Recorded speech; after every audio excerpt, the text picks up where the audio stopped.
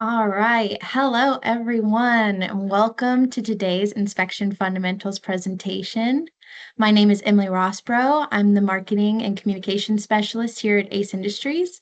Before we dive into the specifics of crane and hoist regulations, let me take a moment to introduce you to our company.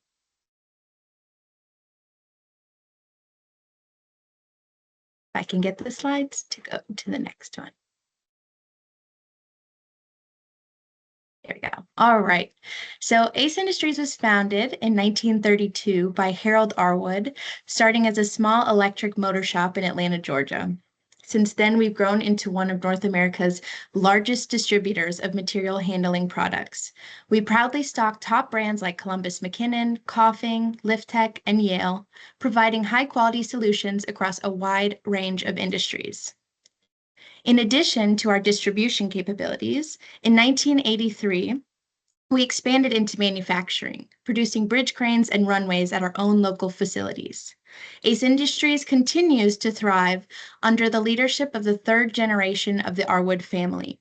Our CEO, Josh Arwood, along with CFO Cheryl Arwood Rossbro and COO Daniel Arwood, bought the business in 2004 and are committed to leading the company into an even more prosperous future. In 2018, Josh Arwood became the president of the Crane Manufacturers Association of America, which is an organization that will be brought up a lot during this meeting due to its pivotal role in establishing standards for safety within the crane manufacturing industry. Also, in 2022, Molly Wood, our manufacturing senior engineer, became the vice president. Today, as you can see on the map, we have 27 locations across the country, allowing us to serve a wide range of industries coast to coast with the highest standards in quality and service. Now, before we start the presentation, if you have any questions during the presentation, there is a Q&A button at the top of the webinar. If you have a question, please put it in the Q&A portion, and we will answer all questions at the end of the presentation if there is time. Now, I'm very excited to pass it over to our CTO, John Dowd, who will lead us through the latest on inspection regulations and compliance. He is an industry veteran with over 22 years of experience in the crane industry. From various roles in service, training, management, and now technology, he brings a comprehensive perspective to crane and hoist inspections. Thank you for joining us, and I would now like to pass it to John to begin our presentation.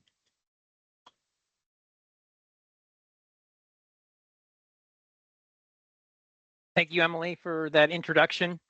I appreciate everybody's time today. I know time is very valuable, so we're going to try to make this content and presentation as much of a learning environment as we possibly can. So there's a lot packed in these 48 slides or so. So we hope that you'll get some benefit from it. Let me just get control here if I can. All right, this is the agenda for today. So we're going to start off as to understand the equipment. So it will be like basics of the different crane types and equipment, and then some major components. We're going to dive into some regulatory framework, what the governing organizations are, some key regulatory standards and compliance requirements, and then explain some key terms and definitions.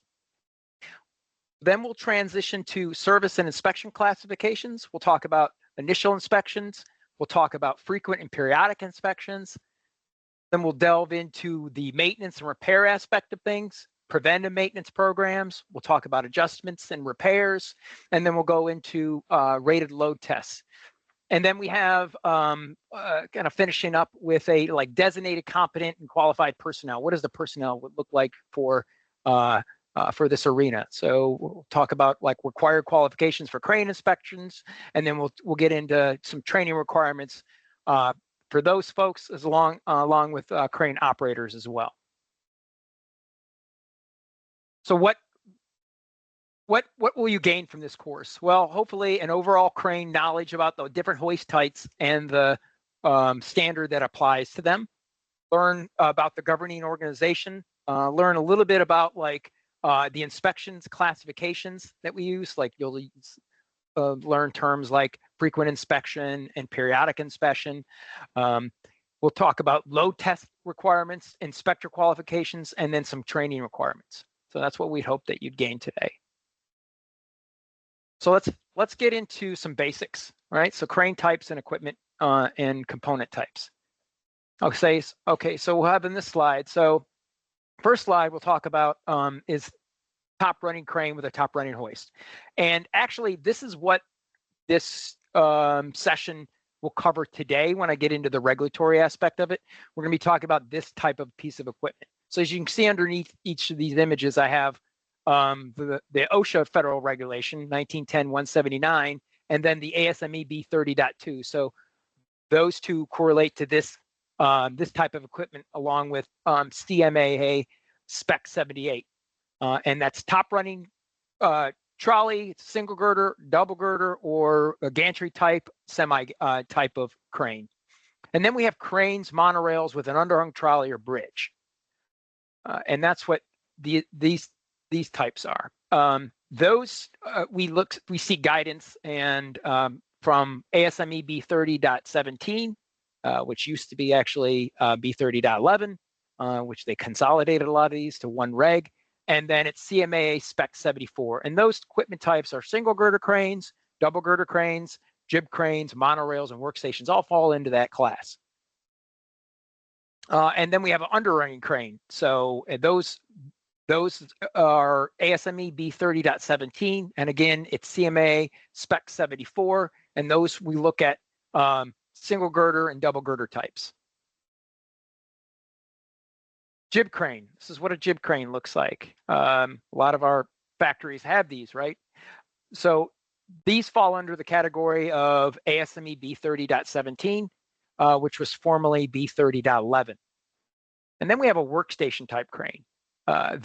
These types of cranes that you see here, which are typically 2 ton and under, fall under ASME B30.17.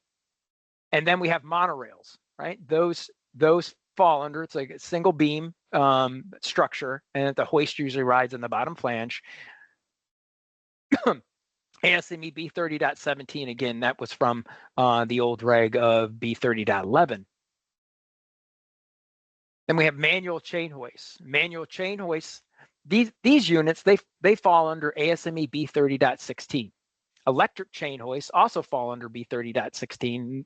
That particular regulation is split up into manual and into electric. And then, in fact, we have below the hook devices. So where do we go for those? Below the hook devices goes to ASME B30.20. So as you can see, there's, it gets quite a bit. For slings, synthetic slings, all types of different slings, they have the American Society of Mechanical Engineers, ASME B30.9. That's where we would seek guidance there. And then rigging hardware, ASME B30.26. And then we have hooks. So a lot of our cranes, if we wanted to get to the specifics of a certain of when we're inspecting a crane and we wanted to know a little bit more depth about that, we would go to ASME B30.10 to give us a little bit more clarity. So those are the governing bodies. It's not all of them, but it's most relevant ones. As somebody in the crane industry, that's where I go. That's where we would go to seek guidance, framework, best practices, and provide the overall standards for the equipment that we're using. So the major components. So what are we talking about? This is just kind of a very rough idea of what are some of the major components on a crane. So this is the top running with a top running double girder crane with a top running hoist. And that's what we're going to be actually talking about today. So we have the hoist and trolley. This is an integrated unit. We have the hoist drum with the wire rope spools on. And then we have festoon for control and power for the hoist and trolley unit. Then we have bridge rail. That's what the trolley rides on. Then we have bridge bumpers that those are used to, soften should we we come in contact with an end stop or, God forbid, maybe another crane on the runway. And then we have this whole structure component assembly that's called the end truck. And then in front of each end truck, we have rail sweeps, which hang below the rail. And that's the idea is to, if there any debris was up on the rail, it would push it off. Then we have runway rail that the end trucks ride on top of. This particular crane has a catwalk for servicing. Then we have this hook block assembly right here that has a hook part of it. That's what's going to hold our load. And then we have a control station or pendant. It's called many different things in our industry. Some are remote operated. In this case, it's showing a pendant, which is a floor operated type of crane. Control and resistors are mounted in the cabinet, it's usually somewhere up on the girder, in this case on the catwalk. And then this particular crane has a cab, and that's what that is. And this assembly right here is called a bridge drive assembly, connected to the drive wheels. This would be called an independent transmission. So now we're going to get into that's ideas of or that's those are the major components of a crane. So let's get into the regulatory framework. So these are the major governing organizations that we look at, right? We all are familiar, I think, on this call with OSHA, right? That is they're the law, the rule of the land. So in general industry, if we're talking about 1910, 1910.179, that's where overhead cranes fall under. So that's where we would go to. The other major organization would be the ANSI, American National Standards Institute, which they have the American Society of Mechanical Engineers, ASME B30.2, and then they actually have all the other regs that I mentioned earlier about .17, depending upon the type of equipment that it is. So that's a major organization. B30.2, we're going to talk about how it's incorporated by reference in a little bit. And then we have CMAA, Crane Manufacturers Association. So those are crane specifications that we look at. And we have 70 for top running cranes, and then we have 74 for underhung cranes, and then we have a professional services for servicing cranes. That's 78. So here's just a quick review. What organization enforces standards and is the law? Okay, so we have all these other ones: ASME, OSHA, CMA, or ANSI. So it's OSHA, right? They're the law. What is the apparatus that goes up and down? Bridge, trolley, hoist? Well, I think that's the hoist. What component travels on the bridge rail and goes side to side? It's the bridge? I don't think so. I think it's the trolley. It's not the hoist, it's not the cab, it's the trolley. What component travels on the runway rails and carries the hoist and trolley? I think it's the bridge. Trolley? No. Hoist? No. Cab? No. Yes, it's the bridge. We have a little bit of review like that to kind of mix things up as we go through the content. So here's a little chart that is nice. It puts everything into like one table. So we have the organization on the left-hand side, where we've talked about OSHA, we talked about ASME, and then we talked about CMAA. And then we have the standard in the middle column. And then we have the equipment to the right. So OSHA, top running cranes, it's 1910.179. As you can see, there's a little asterisk next to that one because that's indicated it's either law or it's incorporated by reference. And we're going to talk about what does that actually mean in a little bit. ASME B30.2, that's a star next to it because it's incorporated by reference. That's top running cranes with a top running hoist. And then we have ASME B30.17. Those are cranes and monorails with an underhung trolley or bridge. Then we have ASME B30.16, underhung and stationary hoist. And we already talked about B30.2, which was below the hook device. And then we have slings is B9, and then we have spec 70 for top running cranes, 74 for underhung cranes, and spec 78 for it's all cranes maintenance inspection guidelines. or professional standards. So incorporate by reference, because I mentioned it already a couple times.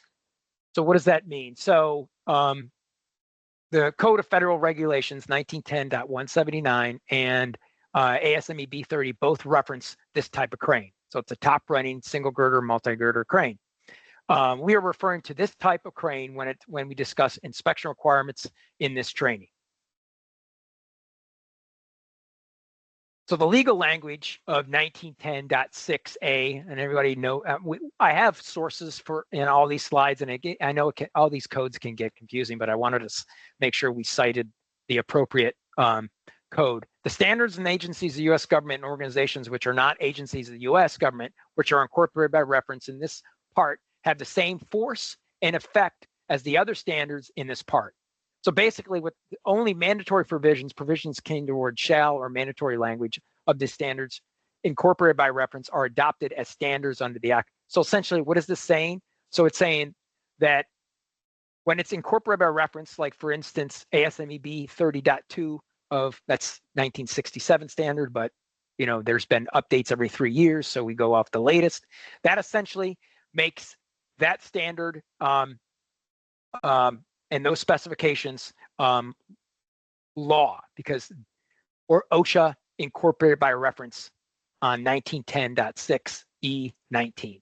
And the same way with 1910.6 6I1 CMA specifications. So this was what CMA Spec 70, it's what it's called now. Before, back in the day, it was 1B61. So essentially, these two standards are incorporated by reference, which essentially makes those law. So some definitions, all standards that we look at from ASME standpoint, from CMA standpoint. Well, I'll start with definitions. So I picked out a few definitions that we thought were pertinent today, just to give an idea how things work. Right, so we have an overhead crane. What does that mean? It means the crane with a movable bridge carrying a movable or fixed hoisting mechanism and traveling on an overhead fixed runway structure. And then here's this. I cite the reg for each one as well, so it can be referred back to. And they have many more definitions as well. Designated, which we'll talk about a little bit later, means selected or assigned by the employer or the employer's representative as being qualified. Right. Key term. Now we have another term in there to perform specific duties. And then rated load means the maximum load for which a crane or individual hoist is designed and built by the manufacturer and shown on the equipment nameplate. So that's what it's designed to be able to lift, right? So we have to just keep that in mind, because sometimes we put spreader beams on there and we do other things. So the rated load is important of what it was rated at initially by the manufacturer. Appointed means assigned specific responsibilities by the employer or the employer's representative. A hoist, it's an apparatus. We've already talked about that. It's the main part of the crane exerting a force for lifting or lowering.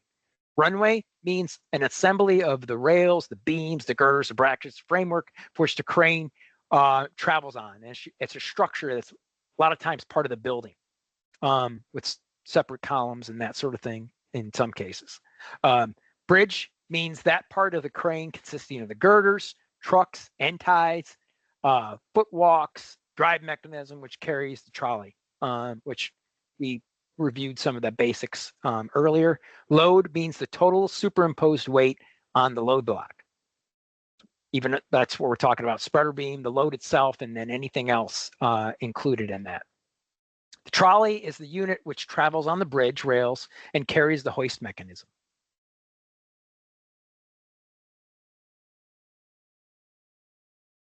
So here's just wanted to stop for a second. So we got to keep in mind that all these safety codes have been put in place as a direct result of accidents.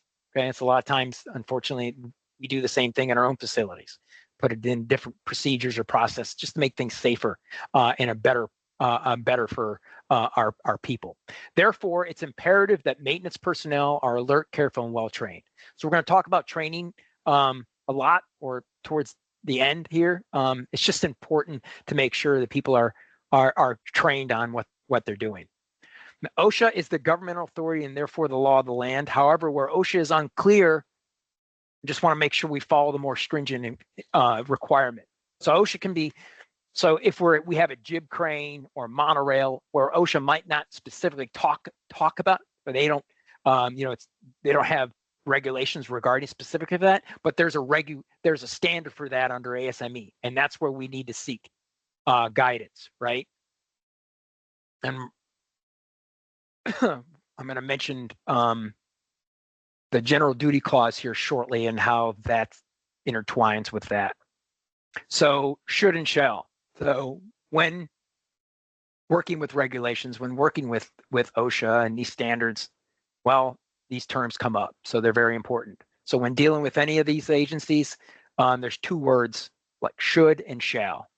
So what does that mean? Should indicates that a rule is a recommendation. However, its visibility depends on the facts of each situation. So just this is a little part of that definition is important because it depends on the facts of the situation, the application, the environment, etc. So it's not like, hey, it's a should, it's a recommendation. It really kind of depends on the situation. And then a shall, it means all the time, it's mandatory. I hope that makes sense. So here's another quick review. So what OSHA regulation pertains to overhead top running cranes? I don't think so, because I think that's ASME. Spec 70, CMAA. B30.17, no, it's part of the ASME. I think it's 1910-179. So it's D. What ASME standard pertains to overhead top running cranes with a top running hoist? Well, that's what we're talking about today. B30.2, think so. Spec 70, no. B30.17, no. Yes, it is B30.2. Designated means selected or assigned by an employer or employee's representative as being qualified to perform certain duties. True? Yes, that's true. This word indicates that a rule is mandatory and must be followed. Should? I don't think so. And you shall have to do something. Shall. Okay, the general duty clause. OSHA loves this. This is their catch-all phrase where either they may be vague or maybe they don't cite something in their regulations or they haven't replied to a certain interpretation. They have this to fall back on. So the OSHA Act of 1970, Section 5, duties. So we have one for the employer and then we have another one for the employee. So 654A, each employer shall furnish to each of his employees an employment and place of employment which are free from recognized hazards that are causing or likely to cause death or serious physical harm to his employees. Each employee shall comply with each employer shall comply with the occupational safety and health standards promulgated under this act, right? So as an employer, we have to provide a safe workplace that's free from any recognized hazards. And what does the employee need to do? So each employee shall comply with the occupational safe and healthy standards and all the rules. So the rules that are in that OSHA has laid out, the employee has to follow those as well. So the employer has to make sure that that the workplace is safe and free from recognized hazards, and the employee has to follow the safety guidelines.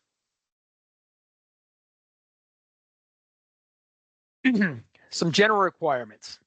Okay, so 1910-179B. So this application. This applies to overhead and gantry cranes, including semi-gantry, cantilever gantry, wall cranes, storage bridge cranes, and others having the same fundamental characteristics. These cranes are grouped because they have all trolleys and they're very similar characteristics. New and existing, all new and overhead gantry cranes constructed and installed on or after August 31st, that's when OSHA became 1971, shall meet the design specifications of the American National Standard Safety Code for Overhead and Gantry Cranes, ANSI B30.2 of the 1967. Again, it's been updated since then, so that's what we go to, which is incorporated by reference. So that's what I'm going to speak to, that type of equipment, okay? Because it's mostly clear. So let's get into the, we're going to talk about service inspection classifications, documentation, and some qualifications. Okay, CMA service classification. They have service classifications, and CMA, if you look to them in their both 78, I think 78 has a specified, and 70 will dictate to you what the actual class the crane is. But these are the three that I'm going to speak to today. We have moderate or normal service. There's two different definitions depending upon if you're looking at CMA or if you're looking at ASME or even OAT. So I just cover, hey, it's normal or moderate service. And then we have heavy service and severe service. So what does this mean? So in moderate service, this type of service, crane will handle loads which average about 50% of the rated capacity, 5 to 10 lifts per hour, averaging 15, not over 50% of the rated capacity, right? So 50% of the load, we're doing 5 to 10 lifts an hour, and then the average is not more than 50% of the capacity. It's moderate. Call that, like in CMA terms, we would call that like a class C. And we have heavy service. This is heavier. So this type of load approaching 50% of the rated capacity will handle constantly during a working period. High speeds are variable, hoist high speeds, bridge high speeds, and trolley high speeds for this type of service, with 10 to 20 lifts per hour averaging 15 feet. Not over 60% of the lifts are rated capacity. So bumped it up another 15 for the rated capacity. Then we have severe service. So heavy service, from a class standpoint, CMA would probably be like class D. And then we have severe service. This type of service requires a crane capable of handling loads approaching rated capacity continuous, right? Continuous under severe service conditions. So we're looking at class E and F in this type of scenario, or in this type of service. Inspection classifications. Okay, I'm going to break this down into an initial inspection, cranes that are in regular use, those are a day-to-day regular use, being used all the time or being used regularly. And then we have cranes not in regular use. Those are cranes that have been idle, sitting for a while. So what do we do? So the first one, we have initial inspection. So let's talk about an initial inspection. It ensures compliance before you use the crane, right? So it's installed. What do I need to do? So it's applicable to new cranes, reinstalled, alter repaired, or modified cranes, right? So majorly modified, hoist replacements and those types of things. What are the inspection steps? What do we need to do? So it's a visual examination, an audible operational test examination, inspects all components. There's a testing component to it. You have an operational test, and then you have a load test that's per ASME B30.2.3. So those are the testing requirements. You have for each one. I'm not going to get into specifics exactly what you do on a load test. Maybe we'll have another course later on when it talks about mid-level type of inspection training. And then we have adjustments and repairs. These, if it's not working properly, it just need to be adjusted before it goes into use. And then this initial inspection, we need to make sure that we maintain a record of the inspection and the load test as well. So that's the initial inspection. Cranes that are in regular use. So now we're kind of establishing what do we need to do on a regular basis. So we have inspection frequencies. So those frequencies are, we have a frequent inspection, and OSHA, basically gives us a framework anywhere from daily to monthly. And then we have periodic inspection, and those can be done at a frequency of anywhere from 1 to 12 months. The purpose is to ensure components are functioning properly on a daily basis. And the idea is to identify wear, deterioration, anything, malfunctions based on, the service conditions. The areas of focus, structural integrity, operating mechanisms, and any safety devices, and then making sure that it's compliance with the manufacturer's specifications.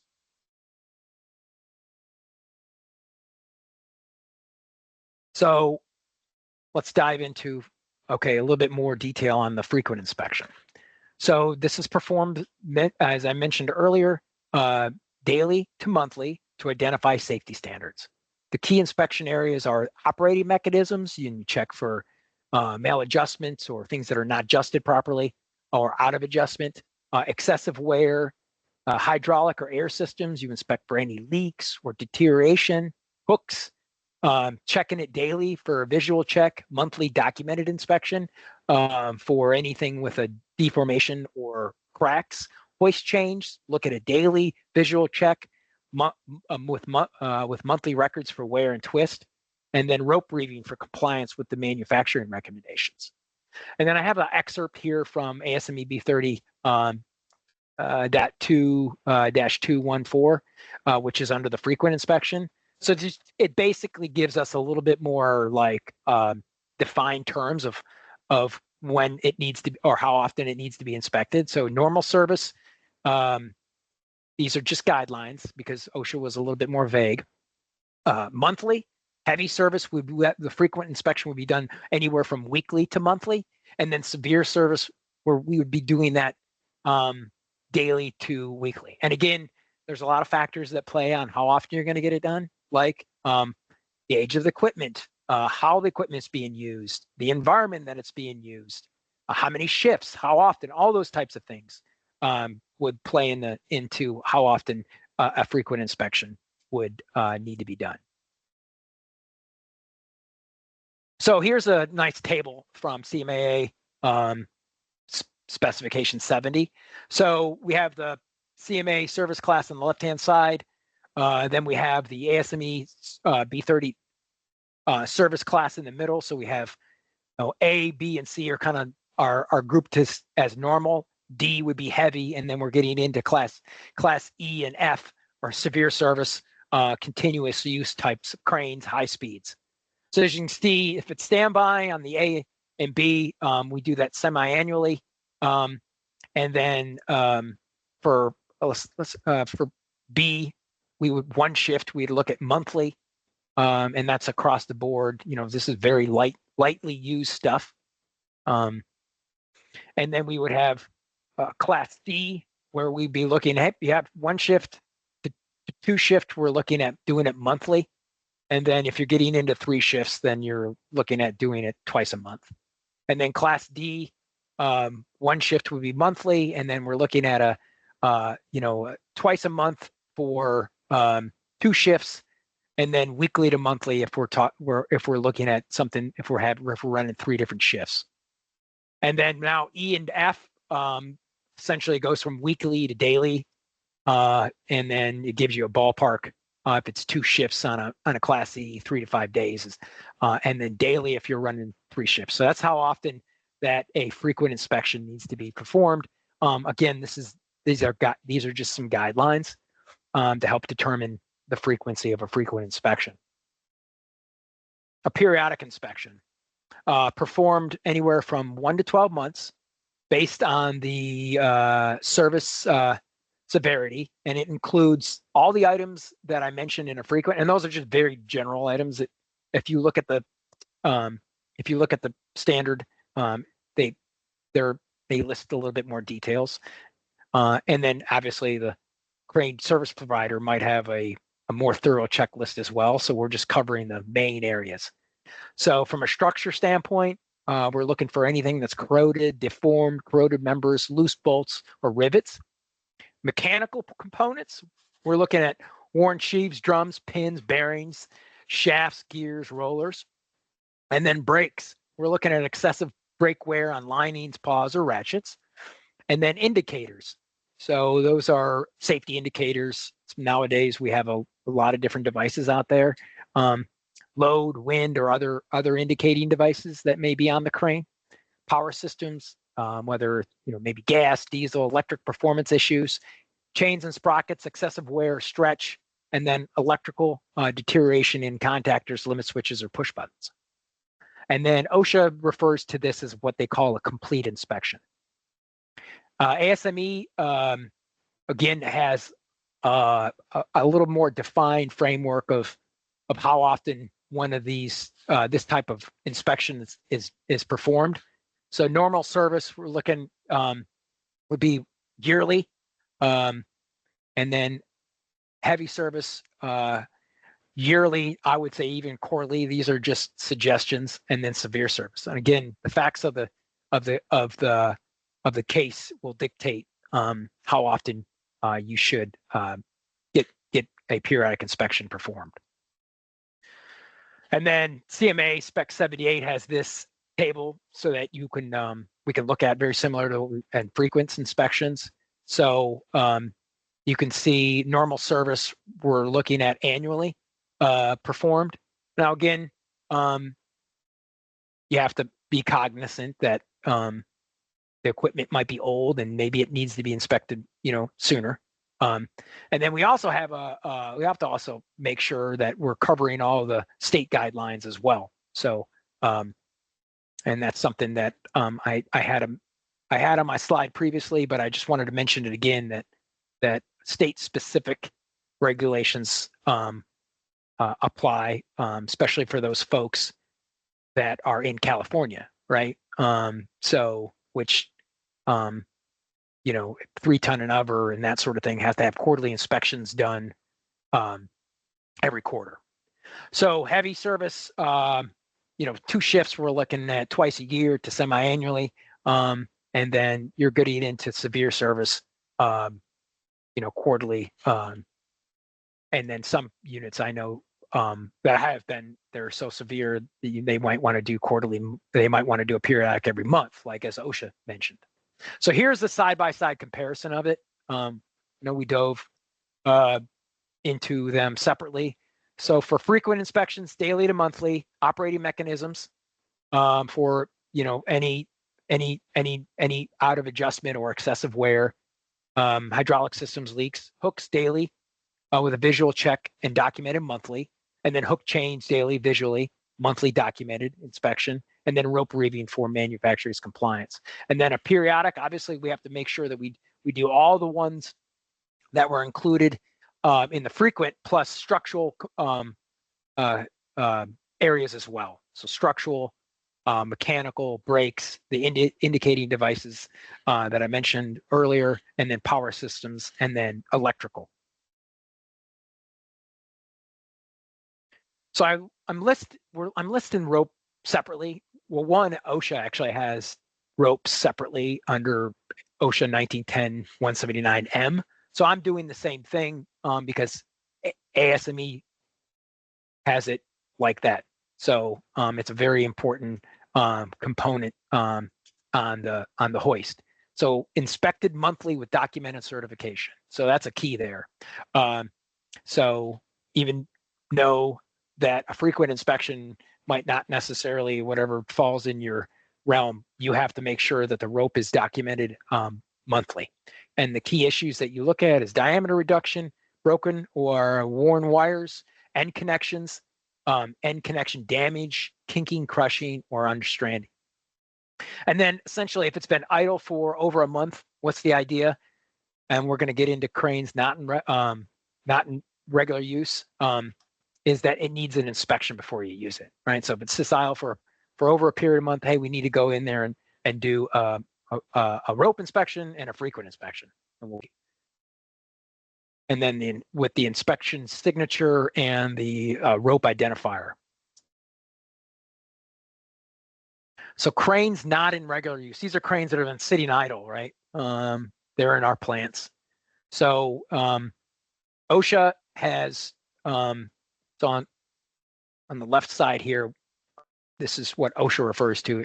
Inspections required 1910 J2, which is essentially a frequent inspection, and then a wire rope inspection. So a wire rope needs to be done. So that's 1 to 6 months idle. If it's over 6 months, then they're saying a complete inspection is required. So that would be a frequent and a periodic, and they have a wire rope inspection as well. So it's over 6 months. And then standby cranes must be inspected semi-annually, essentially doing a frequent inspection and a wire rope inspection. ASME, however, defines the terms a little differently. So a crane that has been idle for a period of 1 month or more, but less than a year, shall be inspected before being placed in service in accordance with the requirements listed in 2.1. So that's the requirements of a frequent inspection.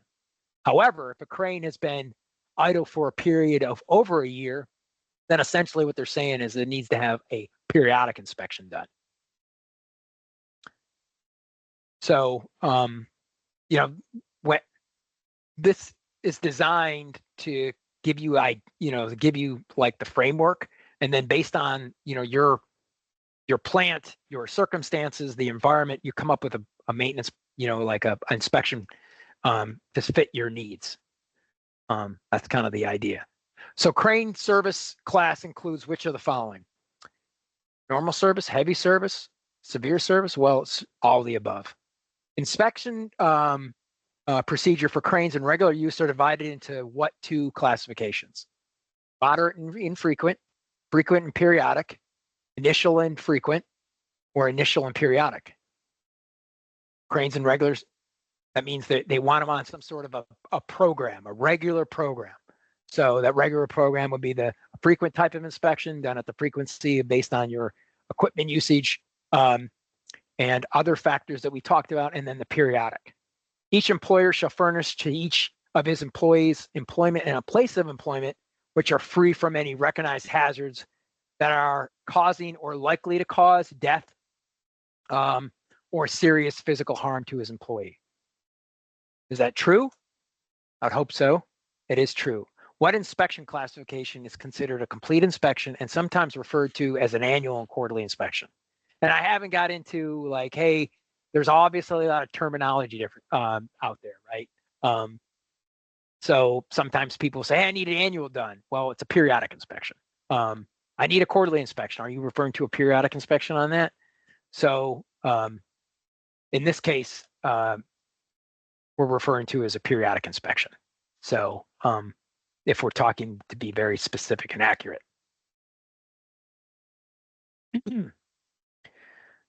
Maintenance, repairs, and preventive maintenance. We're going to talk about adjustments, repairs, and load testing in this section.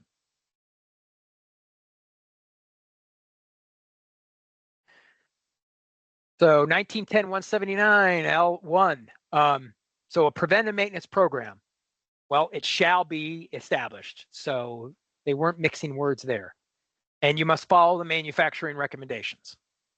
And precautions before the repairs are done on a preventive maintenance, or before you're doing maintenance, you got to move the crane to minimize interference. You make sure everything's turned off, the controllers are off, emergency switch is locked out properly, right? Open, and then place warning signs. Like want to make sure that you're indicating to people on the floor that you're working on the crane. So some sort of visual signs would be required. And then if there's multiple cranes on the runway, best practice a lot of times is to use rail stops, or if you have complete control of the other crane. Post repair requirements, you got to reinstall anything that you disassemble during the maintenance portion of it, and then remove all maintenance equipment before removing operation, right? So my tools, I got to make sure I'm done with that. Have all my belongings and everything is back in its like original order, right? And hopefully better. So ASME B30 421. So maintenance practices depend on the workplace conditions. We talked a lot about that. Lots depending upon what your conditions are in the environment. These factors guide a tailored maintenance program, right? And then some things that you want to take in consideration, and when you're doing a tailored approach, is your in-house personnel that you could or you utilize if they have training and are qualified. Available trained personnel, right, for doing maintenance. You can use, there's external sources, making sure they're vetted, use of contracted crane service companies. Workplace size, right, depending upon the size of the workplace might dictate that. And then the complexity of the crane, especially nowadays with all these various safety features that we have on a crane, or automation features might play into that as well when you're designing your maintenance program. So, and ASME B30 basically mentions the same thing. It must be established. A preventive maintenance program must be established following the crane manufacturer's guidelines and any recommendations from a qualified person. And then just making sure that your maintenance record should be dated and filed. So you kept on file of what the what was done to the crane and when.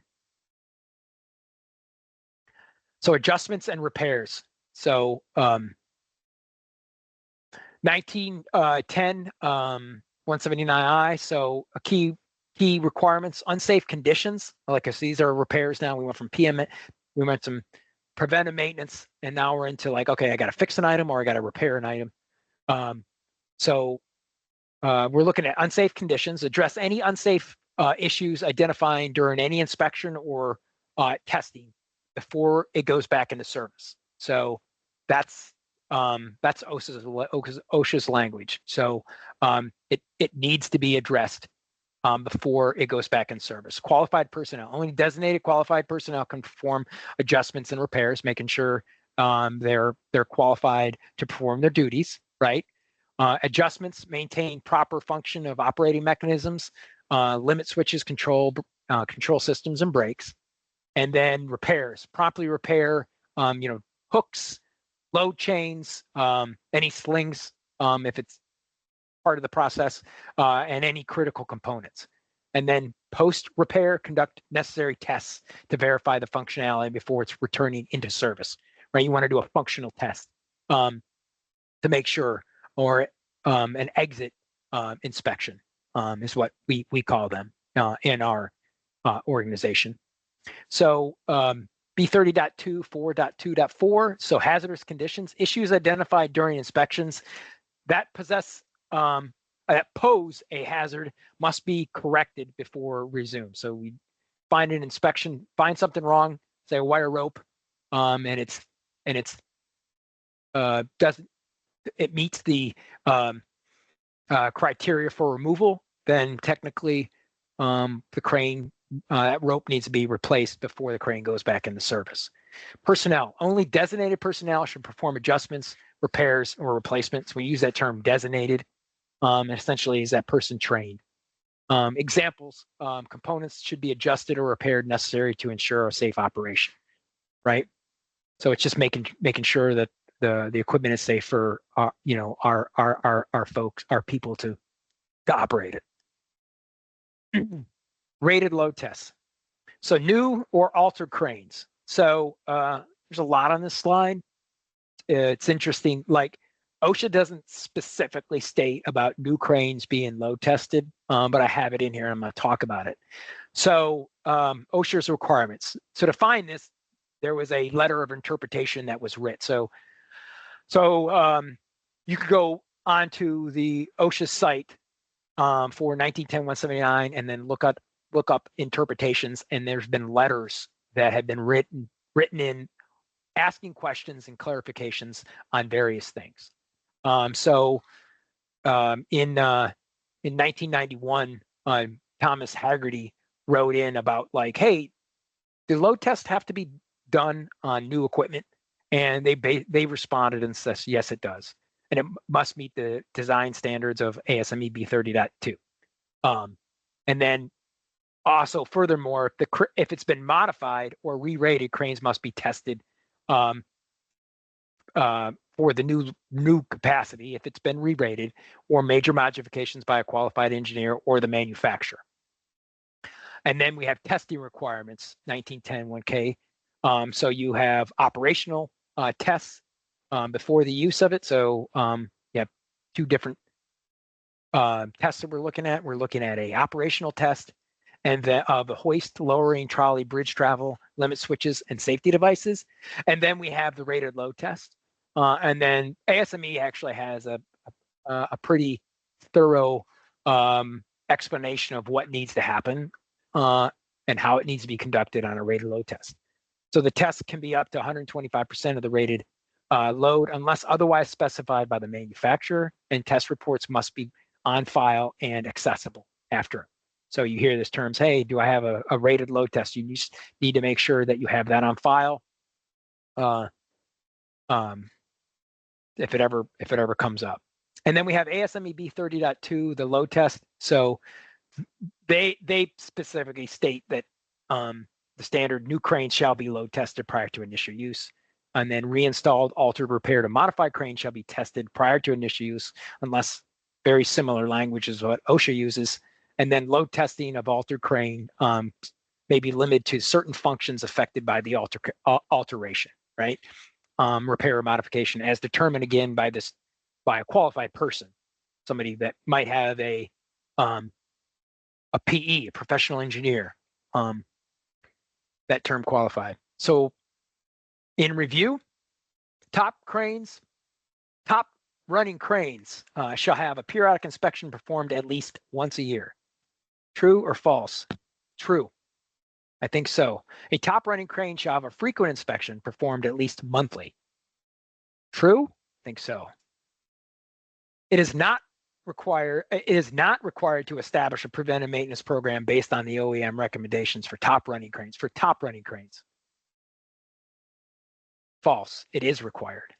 Any unsafe condition disclosed by an inspection requirement of paragraph J of this section 1910, look, I'm pretty, shall be corrected before operation of the crane is resumed. I'm going to say that's true, even though it didn't pop up there. Designated, competent, and qualified. Qualifications for personnel engaged in crane activities and training. Okay.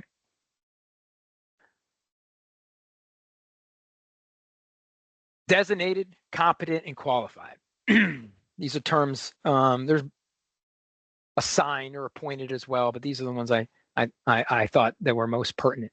So designated means selected or assigned by the employer or the employer's representative as being qualified to perform certain or specific duties.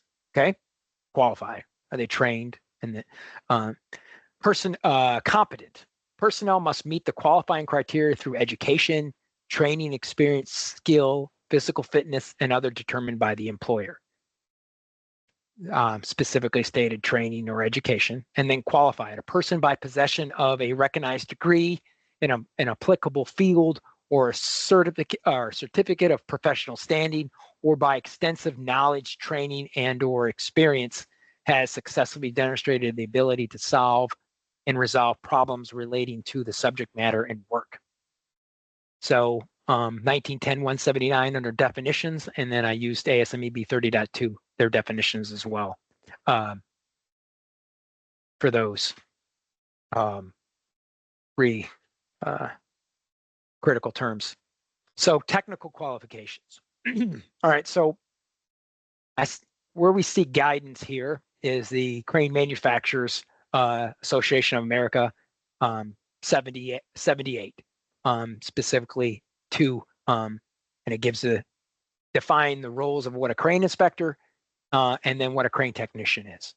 So technicians. So I have them, as you can see in this column, I have technicians and inspectors. So focus for technicians on repairing, maintaining, and servicing cranes, ensures that the operational efficiency and fixes and identifies issues, performs functional testing and routine maintenance. And then in the middle, you can see that those physical requirements are the same for both of them. So vision, ability to work at heights, right? Sometimes people don't know that they're afraid of heights until they get up in a lift 40 feet, 35 feet in the air. Other qualifications, proficiency in English, reading and writing, communication, and then adhere to any safety protocols and customer specific guidelines. Inspectors, They're focused on testing and examining and certifying cranes. They ensure compliance with safety standards and regulations, identifies deficiencies, and ensures proper documentation. So now we're going to have the different aspect for each area. So we were looking at experience, focus, responsibilities, and training. And then we have crane inspector and crane technician. So we should have, for a crane inspector, should have 2,000 hours of inspecting and testing before they do an inspection. And then for the crane technician, you should have 2,000 hours of maintenance and repair experience. Okay. Familiar with mechanical and electrical. Focus. The focus for the crane inspector is going to be on codes and regulation. And then the focus for the crane technician will be on making sure that functional operations side of the equipment. Responsibilities. The crane inspector conducts inspections and provides certifications when necessary or when required by state. And then perform, for the crane technician, they perform repairs and modifications, breakdowns, and that sort of thing, right? Routine stuff. Training. So for the crane inspector, formal training on inspection procedures and a practical examination is should happen. And then same with on for the crane technician, training, but training in the areas of troubleshooting, repair, and operation.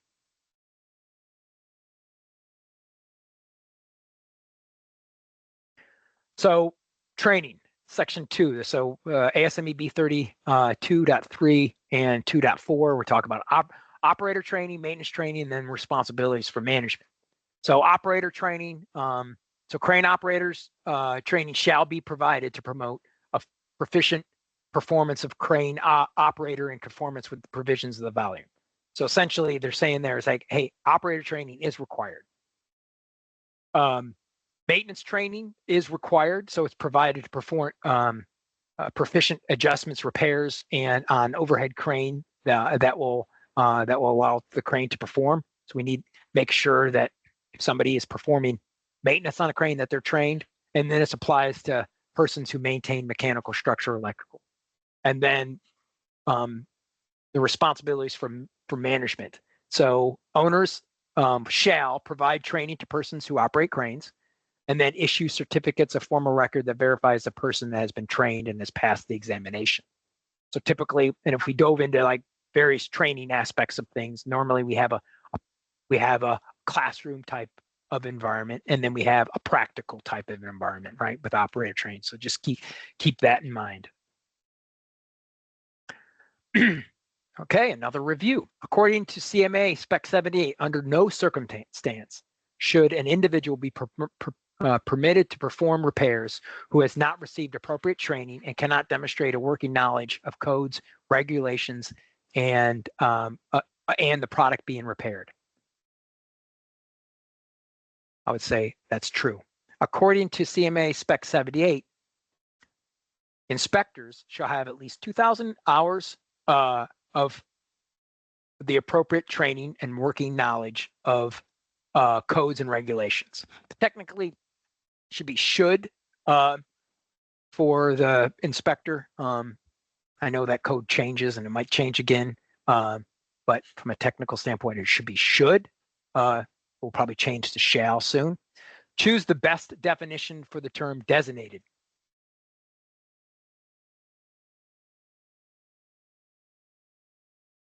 So having the necessary ability, knowledge, or skill to do something successfully means selected or assigned by the employee representatives being qualified to perform certain duties. Means assigned specific responsibilities by the employer or the employee's representatives. Means to give someone a lower rank or punish them. Well, I think it's B. Those who are designated as crane operators are not required to be trained. True or false? I think that's false.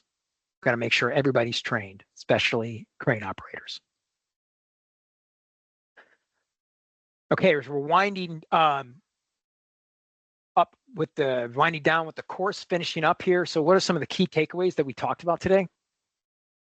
Crane inspection classifications are categorized into frequent, daily to monthly, and periodic, monthly, anywhere from 1 to 12 months, based on the crane service activity with critical safety components regularly checked. Regulatory framework: OSHA, ANSI, and CMA govern crane inspections and safety standards. OSHA's regulations are mandatory with ANSI, ASME standards are offer detailed guidelines on crane types and equipment and safety. Crane and hoist types: various cranes, including top running and underhanging jib workstation cranes, fall under specific ANSI and CMA stand lines, guiding their inspection and maintenance. So we talked about like those workstation cranes, the jib cranes, underhung cranes. We would look at ASME B30.17 for our guidance there.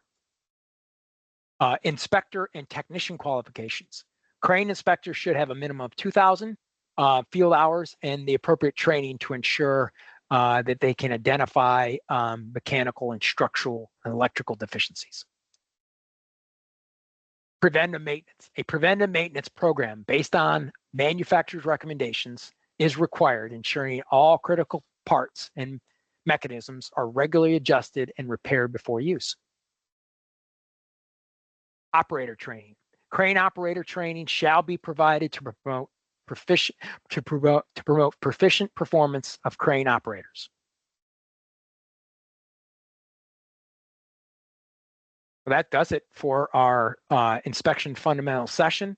I don't know if we have any questions that we want to cover today. We'll have some questions in the Q&A chat.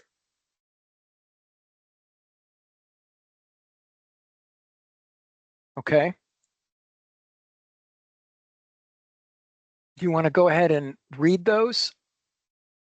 If you can, I have multiple screens up. Sure. First question is, can monthly wire rope inspections be completed in-house, or do you recommend a monthly third party complete the inspection? So monthly wire rope inspections. So my answer to that would be is that if the personnel that you have is trained and qualified to do the monthly inspection. So maybe you have somebody that came from the crane industry, or maybe they took a course by somebody that provided that type of training, and then they have the hours. I would recommend making sure that they have the hours of doing inspections. And then you always do have the option to outsource it. Really depends on your needs, but those are the two things I would say is that if it's in-house, just making sure that they're qualified, performing them. Otherwise, you may want, from a liability standpoint, you may want to use an outside company to do that. I hope that answers your question. But for any job that you do, you want to make sure that you have the appropriate qualifications, and that usually looks like I've had some sort of classroom instruction, and then I have X amount of time that I've been practically doing it, if that makes any sense. Perfect. Next question. What kind of use is it if the crane is set all day to be in a state of lifting for longer than 8 hours at a time? Does this make it heavy use? Trying to figure out the question. So if it has a load on it all the time, More than 8 hours at a time. is the load hanging there, or is it being used multiple times up and down over a period of eight hours? You can't have if there's a load hanging on the crane, that's a no-no. It says in a state of lifting. In a state of, so it's up and down lifting, and the question is does that constitute heavy use? Yes. What would be the some factors that we would have to, how people always use the term depends. So is it 50% of the rated capacity of the crane? So what is the average load? And if it's not over 65%, those lifts. So what I'm trying to say if it's a 10-ton crane and then you're at 5 tons and no load is over 5 ton, then that would kind of put it in that in that normal use. All right, perfect. Last question pertaining to content, and there's a couple questions pertaining specifically to the PowerPoint and resources, but the last question about content, if I'm uncertain about the inspection requirements based on how my equipment is used or the environment it operates in, what steps should I take? If you're uncertain, I would reach out to a professional if you want to get some guidance on that. Like I know, like we could help you out in that standpoint if you where you're located. We could have somebody, a sales engineer, get in contact with you on that. You can also email me directly if you want, and I could probably offer you some guidance as well. So anything we can do from that standpoint. But I would definitely, to answer your question, I would definitely, reach out to somebody at who knows what they're talking about. A professional, reputable organization. We would be more than happy to help you. I know that there is sometimes a lot to absorb on this sort of thing. And I know early on in my personal career, when I was in service management in the early 2000s, like when I dove into it, this is one of the main things that, I had to figure out is the code structure. And there's a lot of standards, and we have standards for various components of it. So we would love to help you, assist you if you can, but I would definitely seek guidance from a professional organization. All right, now for the more presentation-based questions. Someone asked, can you share this presentation with me so we can reference when needed? We are sharing, so we're gonna share the recording and that will go out. So the actual slide deck, that will be part of the recording, if that's all right. You can also email me directly, and I can probably send it to you as if you'd like. But typically, we're not going to send the entire presentation out. But if you email me, John Dowd at Ace Industries, I will. I'll make sure you have what's needed to help you out, to reference to. No problem. Great. Someone else asked, do you have a checkoff list for inspection on cranes? So there's different checkout lists. So we have operator checks, which I haven't got into operator checks. That's kind of falls into the operator training, which could be a separate webinar. Maybe we do. So that would be a checklist. And I know that there's sample checklists that these like CMA Spec 78 has some sample checklists that they have that are available. And then an operator training course usually have some checklists. So it's really dependent upon what kind of checklists we're looking at. And we, like for us, when we do a crane inspection, all of our crane inspections are built for the particular equipment. So everything is customized. So we build our checklist as we go. What I'm thinking that you're referring to there would be more of a checklist that you would maybe cover on your frequent inspection, and then maybe your pre-shift check that an operator may do. So those are some things that I think we can probably help you with, just if you want to get in touch with one of our sales engineers, or just send me an email, and I'll make sure I give you what's appropriate. Perfect. And our last question, which you've kind of already answered, but just to go over one more time, will this webinar be recorded, and can it be shared? Yes, we are recording it, and it's going to be shared. So it's going to be shared to everybody that attended today. We'll send you the link that will be on our probably like a YouTube link, be connected to our site. So you will get that when? The next day or so? Is that when we're sending out? Let's just say tomorrow. We'll send it out tomorrow. And we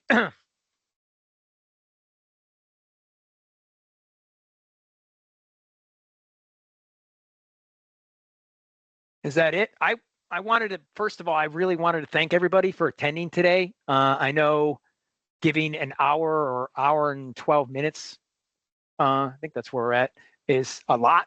So I know how valuable time is, and we're appreciative of that. And our idea is to provide helpful content that is there to help guide you and help make your operations safer and more efficient. So everybody can go home safely at the end of the day. So I just wanted to make sure that I'm appreciative, or we are appreciative of your time today. And we will try to give you as much information as we can to help you make informed decisions, whether that's giving you extra documentation, having an engineer or a representative help guide you. That's not a problem. So that's my contact information. If you had any specific questions about today or anything specifically about crane inspections, you can send me an email. If you have any questions or need help, from a sales standpoint, you have our sales. We have sales individuals that cover various territories from east to west, or we can also just say sales at Ace Industries and somebody will be in contact with you. That's our services website. So you can go onto our website and you can see what we do from a service standpoint, our products, and you can find that on your own, or we can tell you about it. But today was about learning.